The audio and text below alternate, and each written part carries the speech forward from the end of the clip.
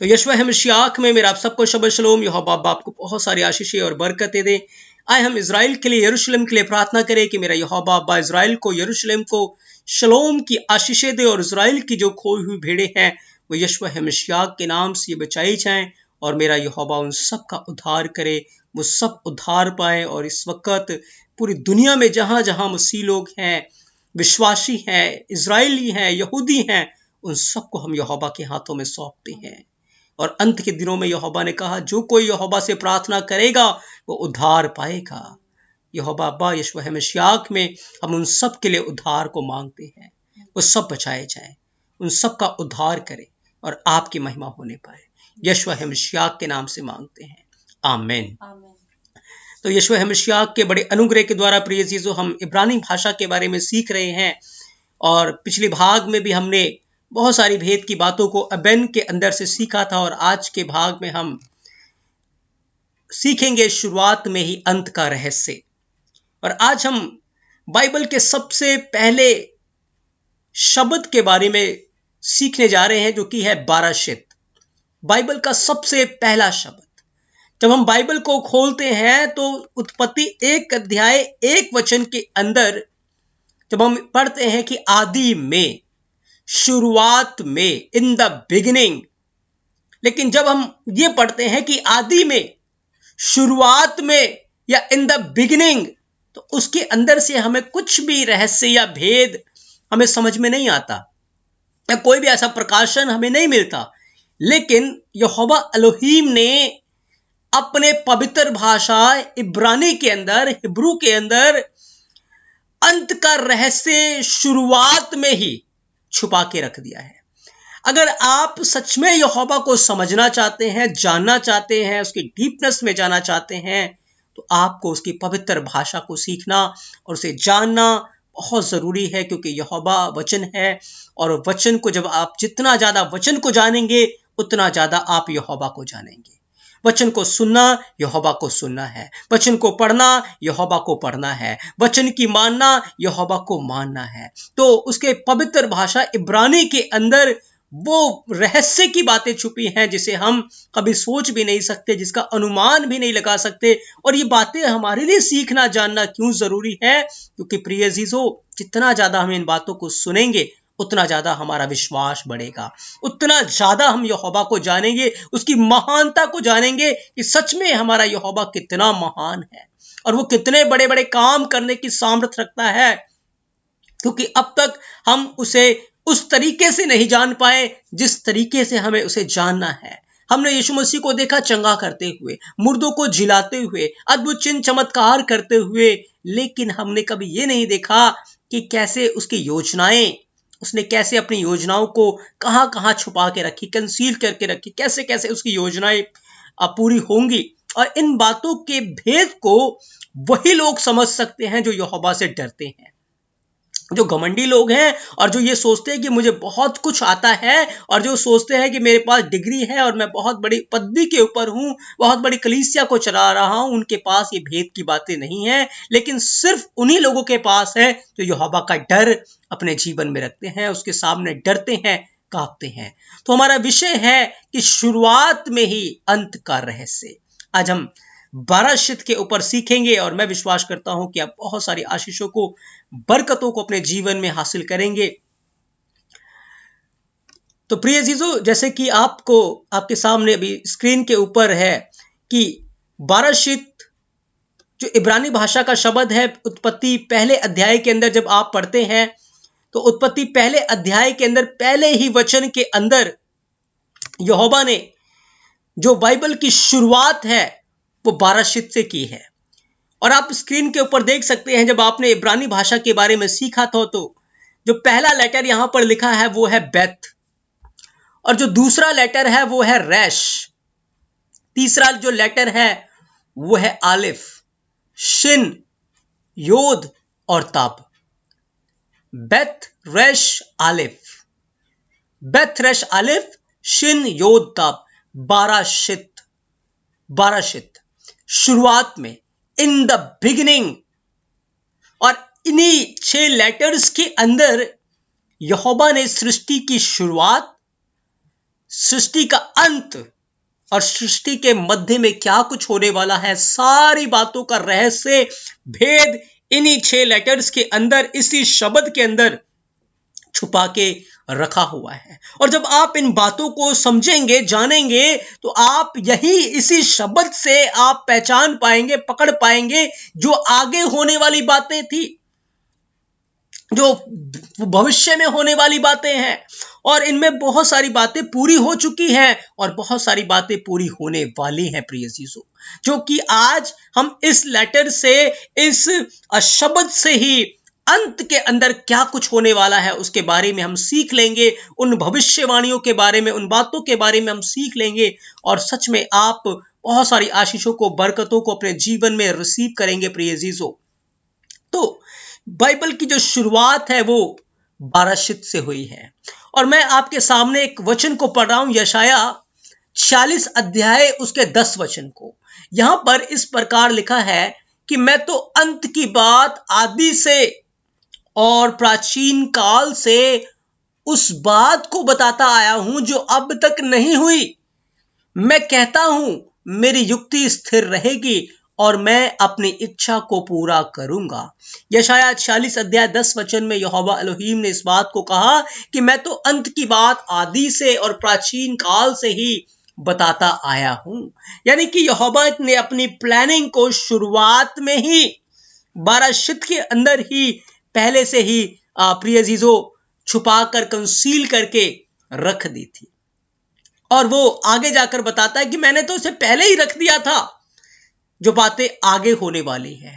लेकिन जब तुम मेरी बातों को समझने के लिए अपना ध्यान लगाओगे, जब तुम मेरी बातों को समझने के लिए अपना मन लगाओगे, तब वो बातें मैं तुम्हारे ऊपर खोल दूंगा। जब आप बाइबल के अंदर पढ़ते हैं, दानियल ने अपने आप को दीन किया यहोवा के आगे और उसने पवित्र शास्त्र को खोलकर पढ़ना शुरू किया।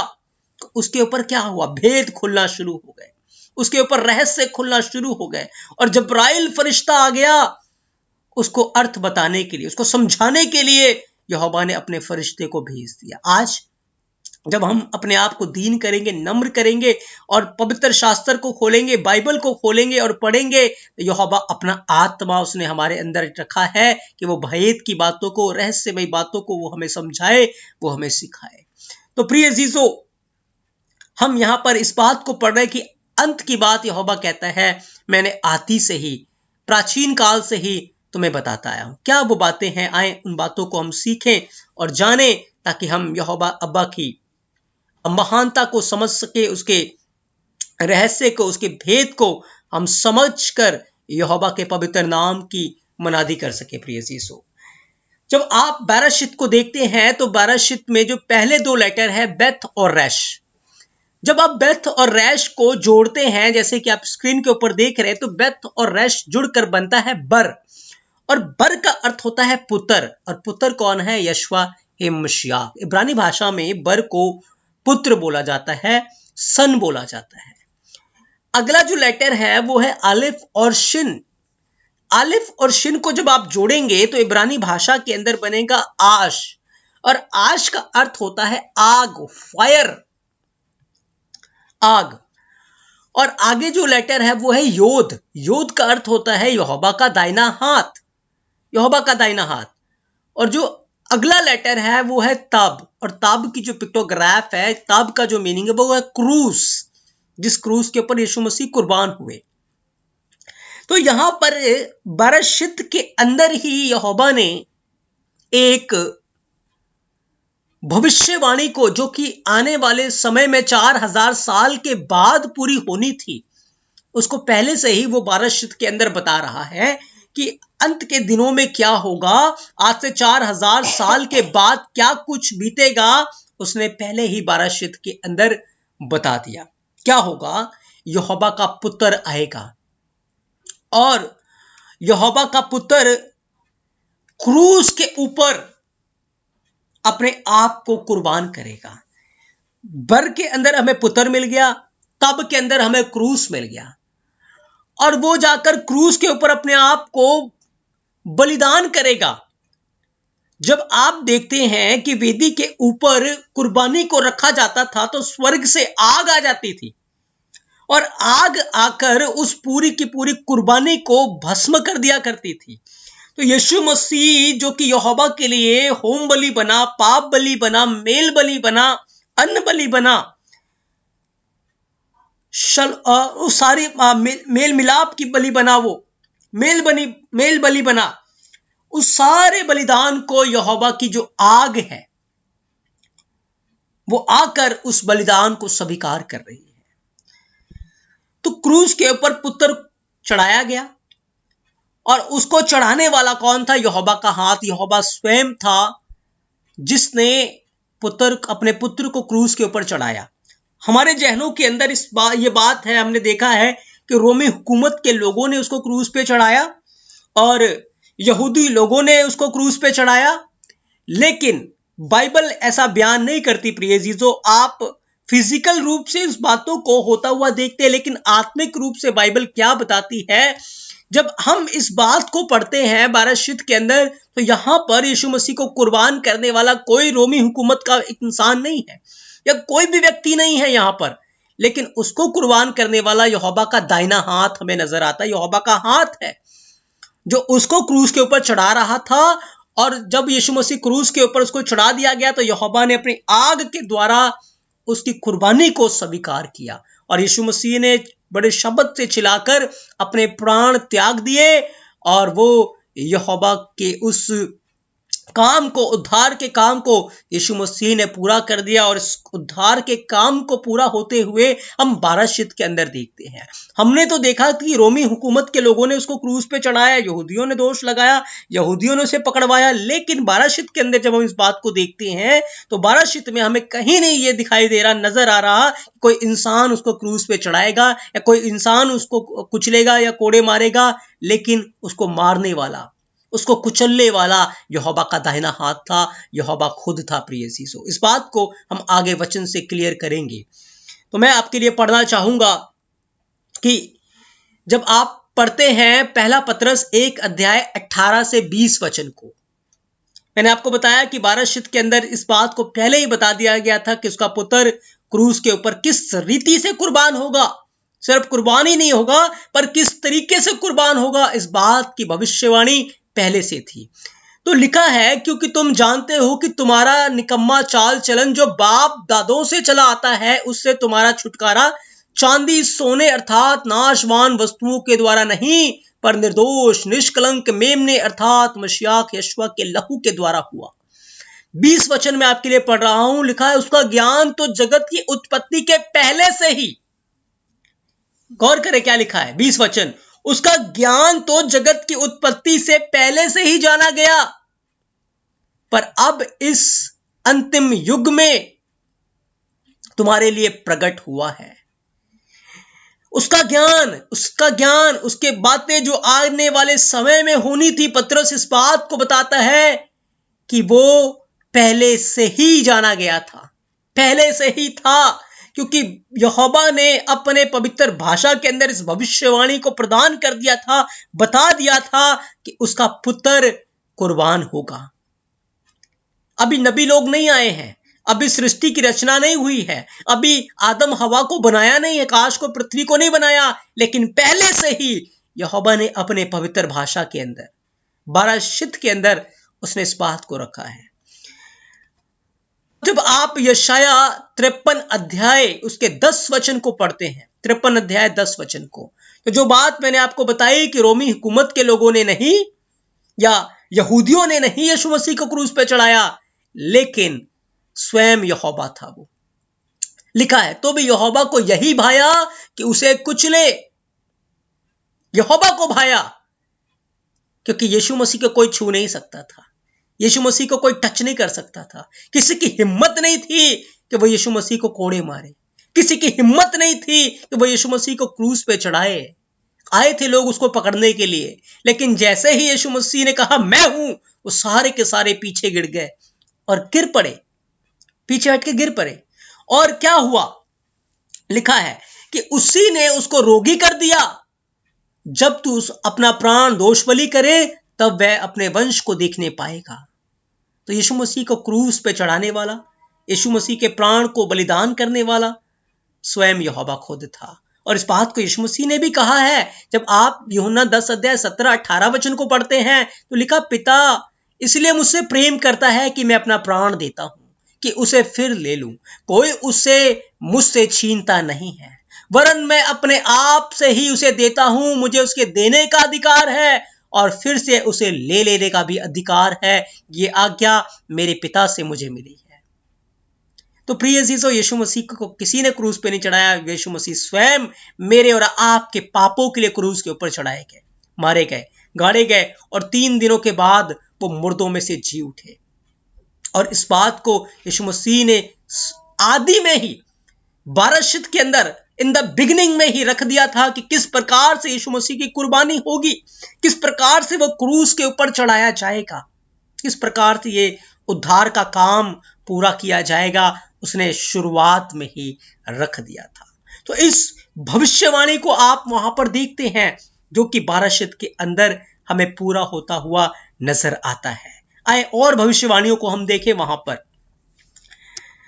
जब आप बाराशित को देखते हैं, बाराशित को की स्पेलिंग को हमने देखा, और इसको जब आगे मैं आपके सामने रख रहा हूं, स्क्रीन के ऊपर है, तो लिखा है, जब मैं यहां पर बाराशित को, जब आगे इसकी स्पेलिंग्स को आप देखेंगे तो बाराशित के अंदर से मैंने क्या लिया, बेथ और रैश को लिया, अलग किया, योद को ले लिया और ताब को ले लिया, तो बन गया बरीत। बरीत का अर्थ होता है वाचा, आज्ञाएं।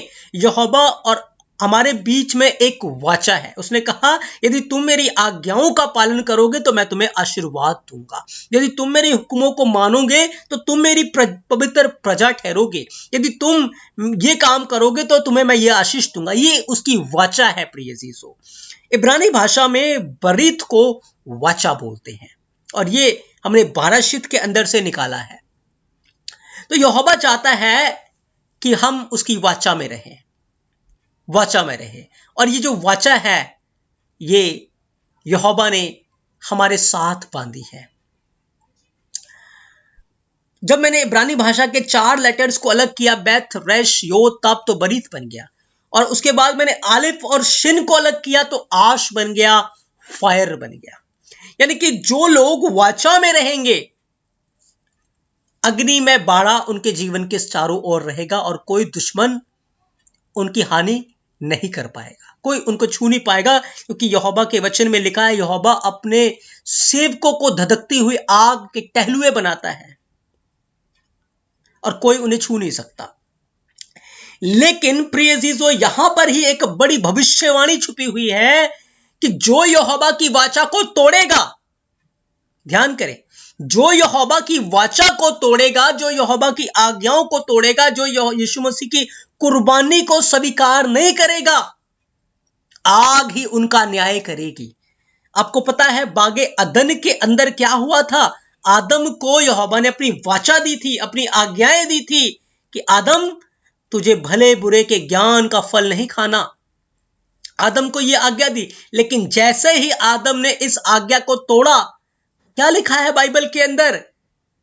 बाइबल के अंदर लिखा है, अग्नि में तलवारों को यहोवा ने नियुक्त किया कि आदम फिर से बागे अदन के अंदर प्रवेश न कर पाए। तो आग वहां पर न्याय का काम कर रही थी। तो जो लोग यहोवा की वाचा को तोड़े, यहीं पर था आदम का पाप में गिरना, जो आज्ञा आदम को दी थी।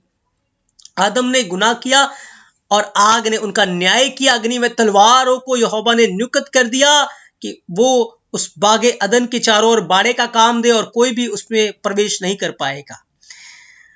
अब जब आप पढ़ते हैं इस बात को, हमने देखा कि जो लोग यहोवा की वाचा को तोड़ देंगे, यहोवा की आज्ञाओं को तोड़ देंगे, यहोवा से अपना मुंह फेर लेंगे, यीशु मसीह की कुर्बानी को ठुकरा देंगे, जैसे कि अभी हमने देखा बाराशित के अंदर यीशु मसीह की कुर्बानी हमें नजर आती है। यीशु मसीह का मारे जाना, गाड़े जाना, 3 दिनों के बाद मुर्दों में से जी उठना हमें नजर आता है। और हमने देखा कि किस तरीके से उसके अंदर वाचा है और आग है।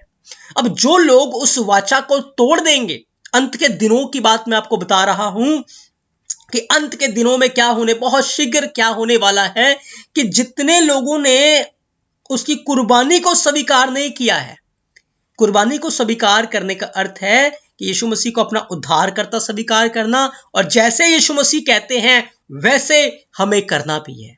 ऐसा नहीं है कि सिर्फ मैंने यीशु मसीह का नाम अपने ऊपर ले लिया है और मैं अपने सारे गलत काम को करता रहूं।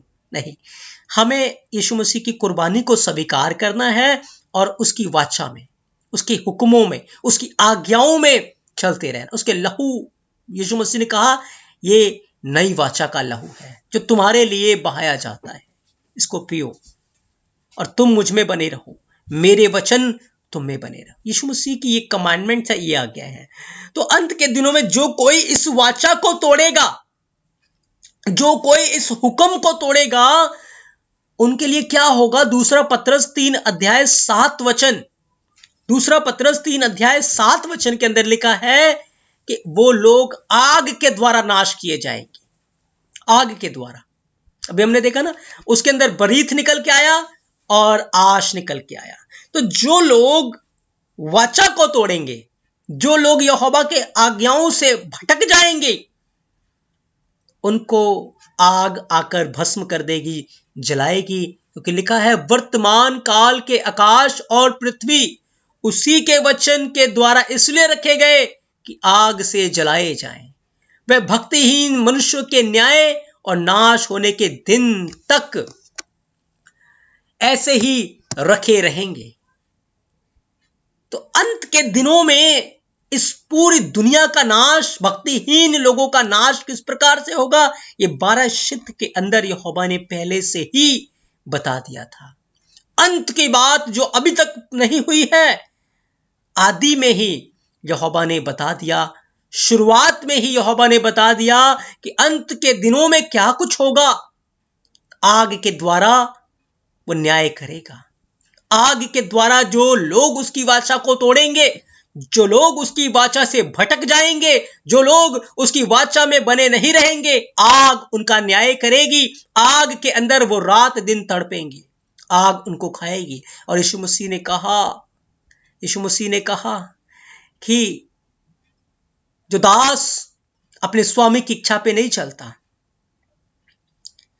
जो दास उसकी आज्ञाओं पे नहीं चलता, उसे अंधकार में डाल दिया जाएगा, जहां रोना और दांतों का पीसना है। अतः कुंड की आग में डाल दिया जाएगा। और यीशु मसीह ने कहा जो कोई मुझे हे प्रभु कहता है, उनमें से हर एक नहीं, पर जो मेरे स्वर्गीय बाप की मर्जी पे चलता है, उसकी वाचा में चलता है, उसकी हुक्मों में चलता है, वही यहोवा के राज्य में प्रवेश करेगा।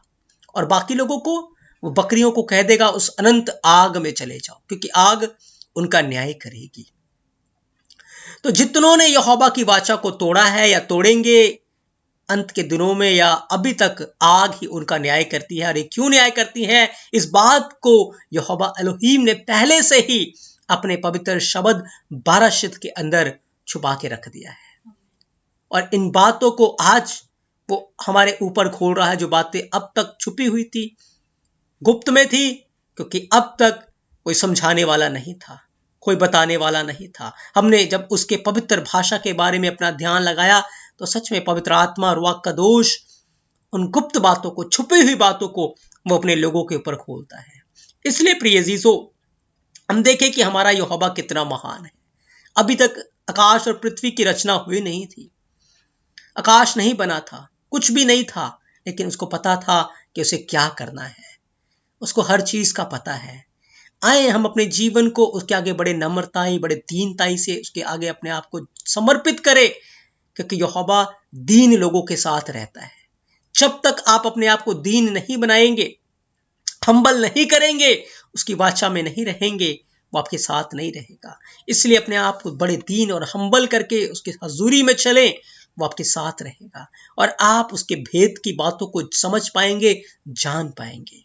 तो यहोवा आपको बहुत सारी आशीषें और बरकतें दे। आज के भाग में हमने 12 शित्त के बारे में सीख लिया है। 12 शित्त के अंदर जो भेद, जो रहस्य मेरे यहोवा एलोहीम ने छुपा के रखा हुआ है, उनको हमने सीखा कि किस प्रकार से यहोवा ने अंत की बात को आदि में ही बता दिया था। प्रिय अजीजों, कि किस प्रकार से यीशु मसीह की कुर्बानी होगी। आज हमने इस बात को सीखा कि यीशु मसीह का कुर्बान होना यहोवा की मर्जी के अनुसार था। यहोवा स्वयं उसको कुर्बान कर रहा था और स्वयं उसे मुर्दों में से जीवित कर रहा था। किसी इंसान का कोई भी उसमें इंसान की प्लानिंग नहीं थी या इंसान की इच्छा से नहीं था, लेकिन वो यहोवा की स्वयं की मर्जी से था। इंसान तो कठपुतली है, एक कठपुतली की तरह वो इस्तेमाल किया जा रहा था।